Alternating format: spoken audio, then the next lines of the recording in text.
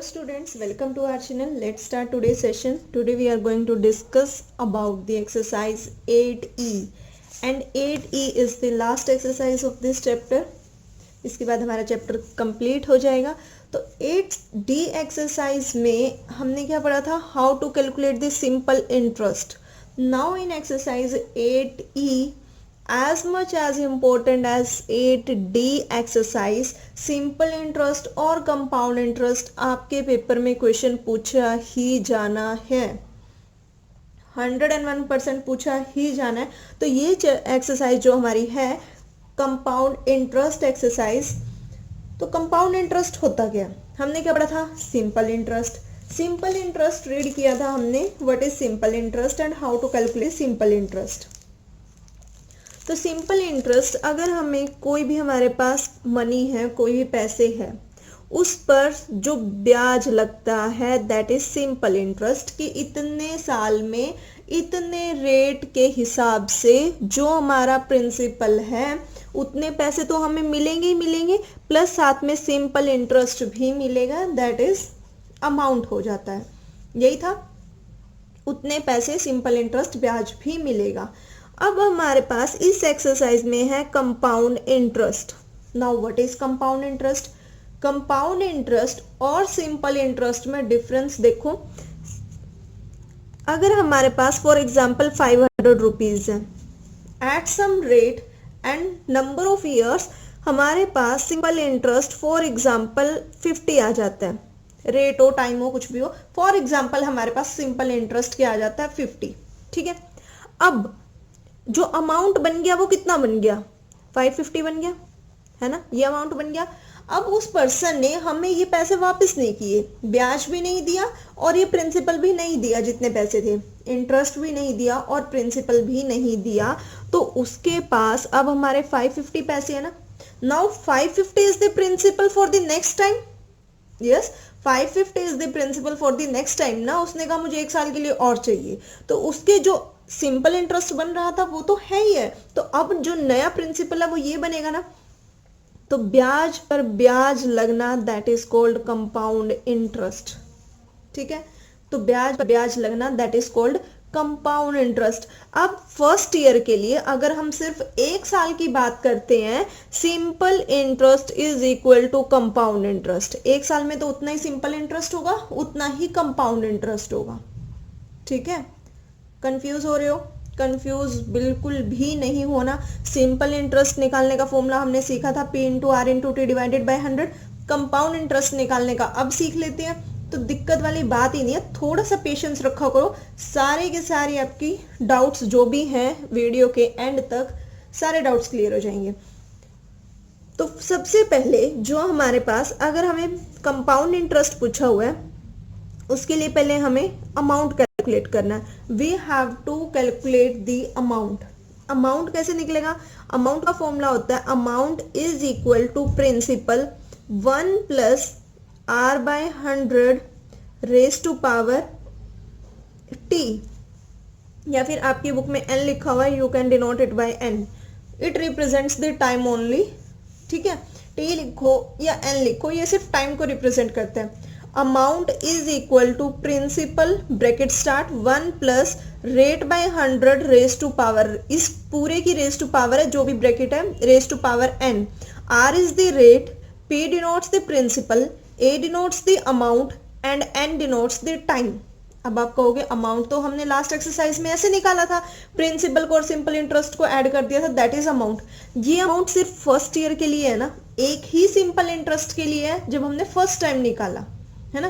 तो अगर हमें कंपाउंड इंटरेस्ट पूछता है, so we have to calculate the amount like this. Okay. अब ये तो अमाउंट निकला है हमारे पास, तो कंपाउंड इंटरेस्ट क्या निकलेगा? Compound interest is equal to amount minus principal. क्या निकलेगा? Amount minus principal is the compound interest. जो भी अमाउंट यहाँ वैल्यू आएगी, जो ये प्रिंसिपल हमें गिवन होगा, दोनों को माइनस करना है, कंपाउंड इंटरेस्ट आ जाएगा. यहाँ तक क्लियर हुआ? कुछ तो समझ आया होगा. क्वेश्चंस करेंगे तो और अच्छे से क्लियर हो जाएगा. देखो first question, without using CI formula. CI formula का डायरेक्ट यूज नहीं करना, डायरेक्ट यूज नहीं करना कि compound interest is equal to amount minus principal. Calculate compound interest on this, क्या फाइंड आउट करना है, कंपाउंड इंटरेस्ट निकालना है on this, compound interest on this. ठीक है, क्या गिवन है फर्स्ट क्वेश्चन में, ₹6000, ये क्या गिवन है, प्रिंसिपल फॉर 2 ईयर्स, ईयर्स में गिवन है, कोई प्रॉब्लम नहीं है। 2 ईयर्स मीन्स टाइम गिवन है, that is the value of n given है ना, और रेट कितना गिवन है, 10%। तो हमें क्या क्या गिवन है फर्स्ट क्वेश्चन में, क्या गिवन है हमें, principal is equal to ₹6000, time n ले लेती हूँ, n is equal to 2 years given है, और रेट इज इक्वल टू कितना गिवन है, 10%, 10% इज द रेट। ठीक है, now amount is equal to P1 plus R by 100 raised to power n is the formula to calculate the amount. Put all these values in this formula. Principal that is 6000, 1 plus rate की value 10, 10% लिखोगे तो दोबारा 100 लिखने की need नहीं है। 10 by 100 raised to power n means 2। ठीक है, कितना हो जाएगा, अब कुछ बच्चे क्या करेंगे, यहाँ से 0 यहाँ कैंसिल आउट कर देंगे, नहीं, according to BODMAS rule, BODMAS rule क्या कहता है, पहले ब्रैकेट सॉल्व करना है, बी फॉर ब्रैकेट। ठीक है, तो 6000 कैंसिल आउट करूं, चलो नहीं करती, यहाँ इसके नीचे 1 है, 1 और 100 का एलसीएम 100 आएगा, 1 के टेबल पर 100 पे जाता है, तो 1 से मल्टीप्लाई करेंगे 100 प्लस 10 रेज टू पावर 2। ठीक है, एलसीएम लिया जस्ट और कुछ नहीं किया। 6000 कितना हो जाएगा ये, 110 divided by 100 raise to power 2।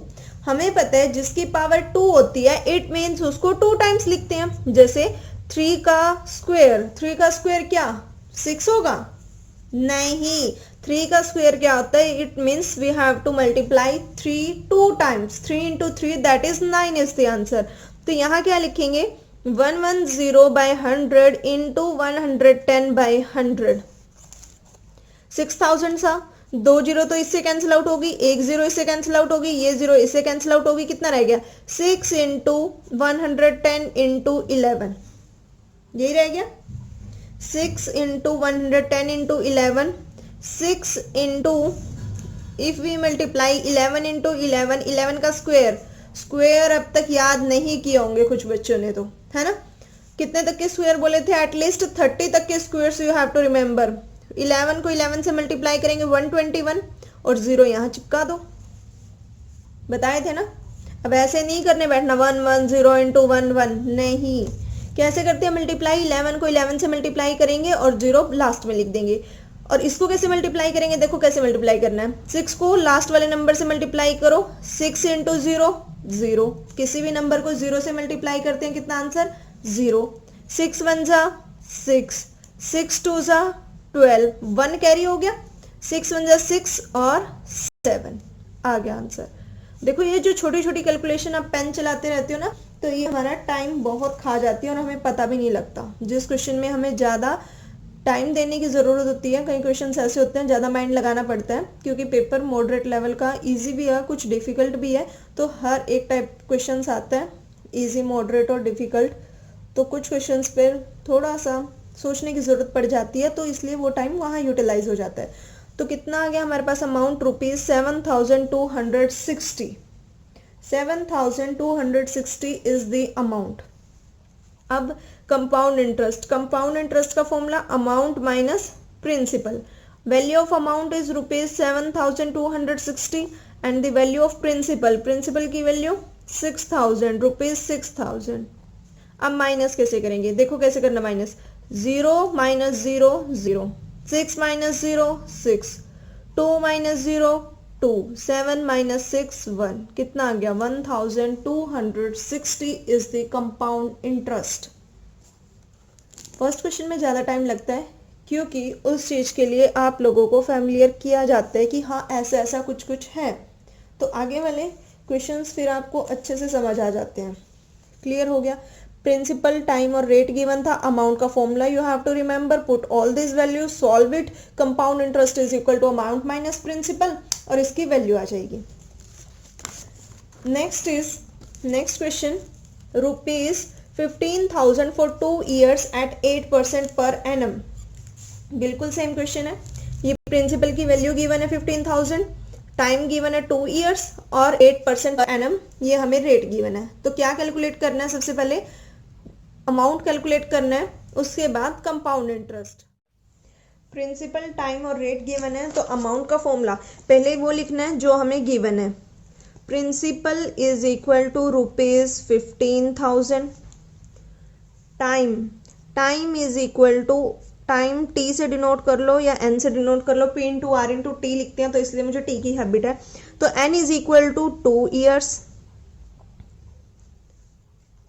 कितनी गंदी राइटिंग लिखी है मैं, देखो। Second question, principal is equal to ₹15,000, n is equal to 2 years and rate is equal to 8%। इतना गिवन है।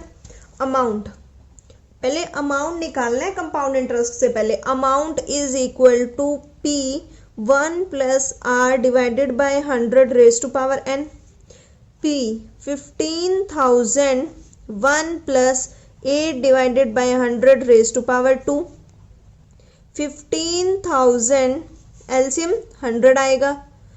1 के टेबल में इसके नीचे कुछ नहीं है, जिसके नीचे कुछ नहीं है इट मीन्स 1 है। 1 के टेबल में 100 पर आता है और उस 1 से मल्टीप्लाई करेंगे दैट इज 100। 100 से 100 को डिवाइड करेंगे 1 और 1 को 8 से मल्टीप्लाई करेंगे 8 का square. 15,108 divided by 100 raise to power 2। 15,000 into जिसकी पावर 2 है इट मीन्स उसको 2 टाइम्स राइट करेंगे। 108 बाय 100, 108 बाय 100। इतना क्लियर है। 2 0 से 2 0 कैंसिल होगी, 1 0 से 1 0 कैंसिल होगी, नीचे रह गया 10। कितना रह गया? 10 रह गया हमारे पास। अब इस 10 से क्या कैंसिल आउट हो सकता है? 5 3 15, 5 2 10, 2 1 2, 2 5 10, 2 4 8। 3 इंटू 108 इंटू 54। तो इसको मल्टीप्लाई कर लेना भाई, मल्टीप्लाई तो कर लोगे। जितना भी आंसर आएगा तो कंपाउंड इंटरेस्ट कैसे निकलेगा? Amount minus principal. अमाउंट जितनी भी ये वैल्यू आएगी रुपीज दिस माइनस प्रिंसिपल की वैल्यू ₹15,000। आंसर आ जाएगा जितना भी आएगा। ठीक है, मल्टीप्लाई करना है बस, कर लोगे? यस, हो गया इतना क्लियर। चलिए नेक्स्ट क्वेश्चन पर।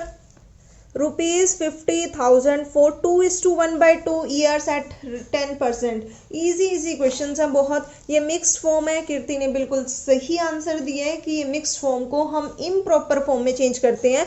2:1/2 को जब हम सॉल्व करेंगे 2:1/2 दैट इज डिनोमिनेटर नीचे आता है। 2 के टेबल 2 को 2 से मल्टीप्लाई करते हैं। 2 2 4 प्लस 1 5/2। तो इस केस में हमारे पास प्रिंसिपल हो जाएगा 50,000, टाइम हो जाएगा 5/2 years और रेट हो जाएगा 10%। अमाउंट निकालना है, देन कंपाउंड इंटरेस्ट निकालना है। करोगे? बहुत इजी है।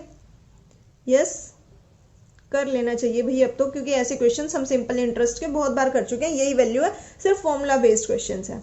फोर्थ पार्ट में देखो, ₹16,000 for 1:1/2 years that is this is the principal, this is the time and 10%। ये रेट गिवन है पर annum. The interest being compounded half yearly. क्या गिवन है हमें?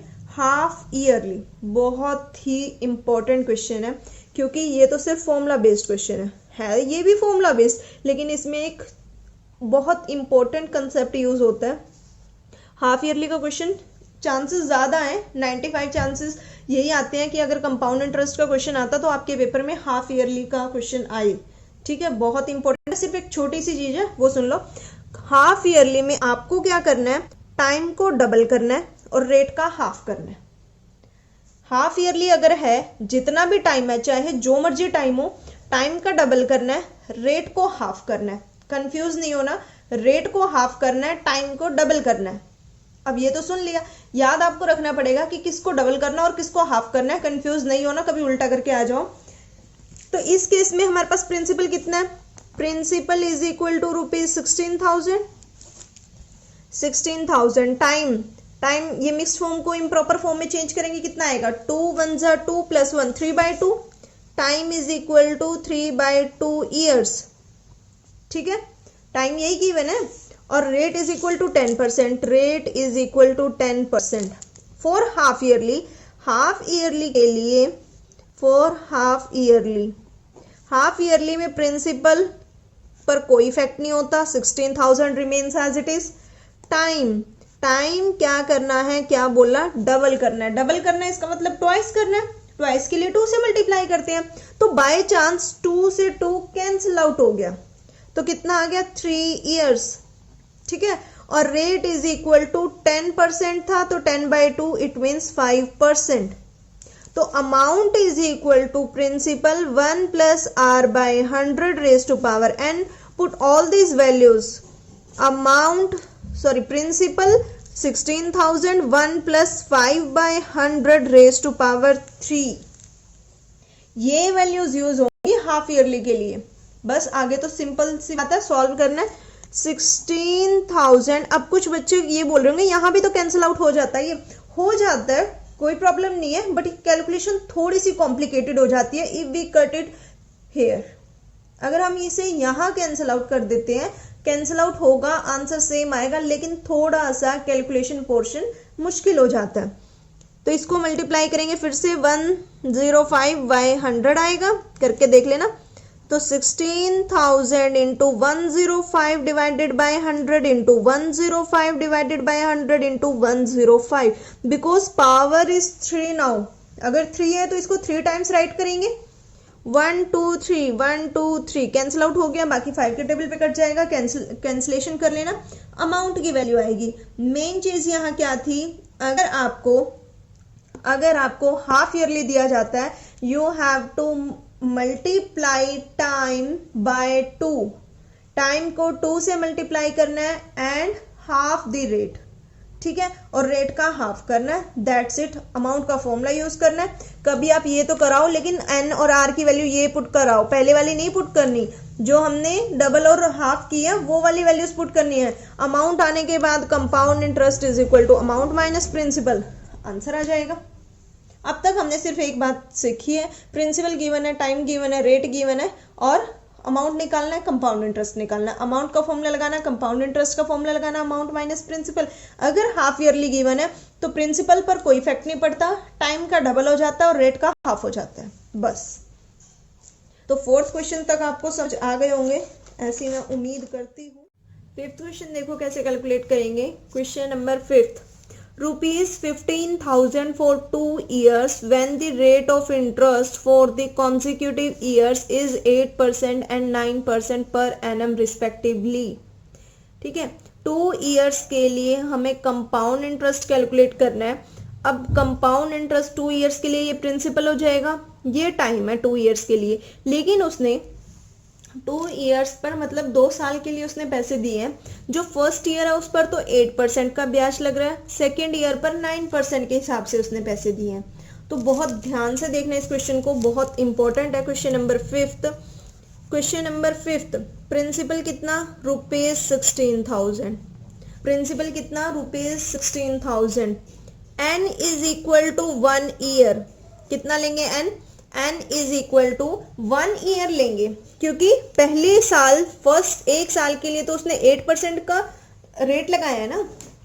n is equal to 1 year और rate is equal to first year के लिए 8%, first year के लिए कितना लगाया, 8%।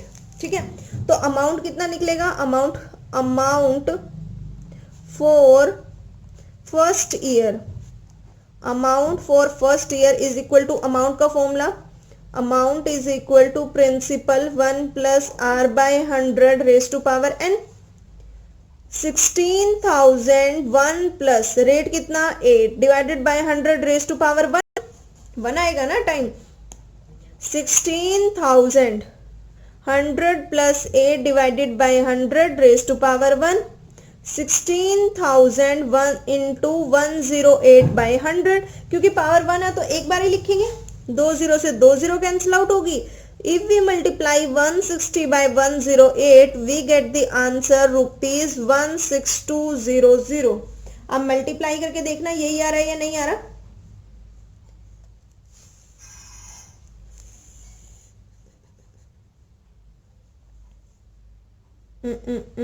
गलत।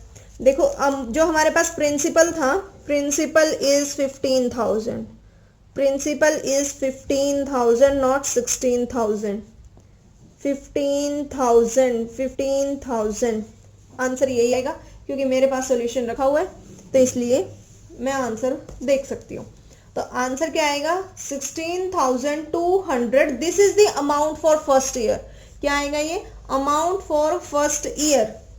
अब देखो समझने वाली कौन सी बात है, अब जो हमारे पास सेकेंड ईयर के लिए अमाउंट हो जाएगा, अब हमने किसी को पैसे दिए, मान लो इतने पैसे दिए, ठीक है, उसके ऊपर जो भी अमाउंट निकल कर आया सेकेंड ईयर तक उसके पास हमारे इतने पैसे हो गए, ब्याज व्याज लग के सब कुछ, ठीक है। सेकेंड ईयर के लिए इतने हो गए तो अब हमारे पास प्रिंसिपल ये नहीं हो जाएगा 16,200। Now this is the principal ना, अब उसके पास हमारे इतने पैसे हैं तो ये प्रिंसिपल होगा। Principal is equal to this, n is equal to, वो नेक्स्ट ईयर की बात कर रहे हैं तो 1 ईयर, और rate is equal to next year उसने 9% के अकॉर्डिंग दिया। अमाउंट आ जाएगा amount for second year. Second year के लिए अमाउंट कैसे आएगा, अमाउंट का फॉर्मूला लगाएंगे, वैल्यूज पुट करेंगे। सॉल्यूशन दिखा देती हूं मैं आपको। अमाउंट फॉर फर्स्ट ईयर निकाला 16,200 आ गया, अमाउंट फॉर सेकेंड ईयर निकाला, सेकेंड ईयर के लिए ये प्रिंसिपल जो ये अमाउंट निकल कर आया वही होगा, ठीक है। ये हमारे पास अमाउंट आ गया 17,658 फॉर द सेकेंड ईयर। अब अमाउंट हमारे पास ये आ गया तो कंपाउंड इंटरेस्ट फॉर 2 इयर्स क्या होता है, अमाउंट माइनस प्रिंसिपल। अमाउंट आया 17,658, प्रिंसिपल कितना 15,000, प्रिंसिपल कितना 15,000। सो टोटल आंसर कितना आ गया 2,658 इज द आंसर। क्लियर हो गया यहां तक। तो छोटे से क्वेश्चंस थे, सिर्फ 5 क्वेश्चंस ही कर लेते हैं आज, तब तक आप इनकी प्रैक्टिस करना। सिर्फ हमने आज क्या पढ़ा कि कंपाउंड इंटरेस्ट कैसे फाइंड आउट करते हैं, अमाउंट कैसे फाइंड आउट करते हैं, और मिक्स्ड फॉर्म को तो वो तो बेसिक चीजें हैं, वो तो मैं बहुत बार करवा चुकी हूँ। और हाफ ईयरली के लिए टाइम डबल हो जाता है, रेट हाफ हो जाता है। अगर हमें रेट अलग अलग गिवन है तो पहले हम अमाउंट फर्स्ट ईयर के लिए निकालेंगे, जो फर्स्ट ईयर के लिए अमाउंट निकलेगा वो सेकेंड ईयर का प्रिंसिपल बन जाएगा, और उसके अकॉर्डिंग फिर हम टाइम और रेट लगा देंगे और हमारे पास कंपाउंड इंटरेस्ट आ जाएगा। कंपाउंड इंटरेस्ट आने के बाद कंपाउंड अमाउंट आ जाएगा सेकेंड ईयर के लिए, और कंपाउंड इंटरेस्ट के लिए अमाउंट माइनस प्रिंसिपल कर देते हैं। सिर्फ इतना सा आज हमने सीखा। क्वेश्चन की प्रैक्टिस बहुत जरूरी है, ऐसे सीखने से कंसेप्ट क्लियर करने बहुत जरूरी है। तो ऐसे सिर्फ बोलने से मैथ्स नहीं होता, ठीक है, आपको कैलकुलेशन पार्ट करना पड़ेगा। ये तो है नहीं कि आप फॉर्मूला लिख के आ गए, चलो फॉर्मूला याद है, बट आपको आंसर भी तो निकालना पड़ेगा ना। तो क्वेश्चंस की प्रैक्टिस करना, वीडियो को लाइक करना। As soon as possible next की वीडियो भी जल्दी ही अपलोड हो जाएगी, और वीडियो अच्छी लगती है तो लाइक करना, चैनल को सब्सक्राइब करना। Thank you.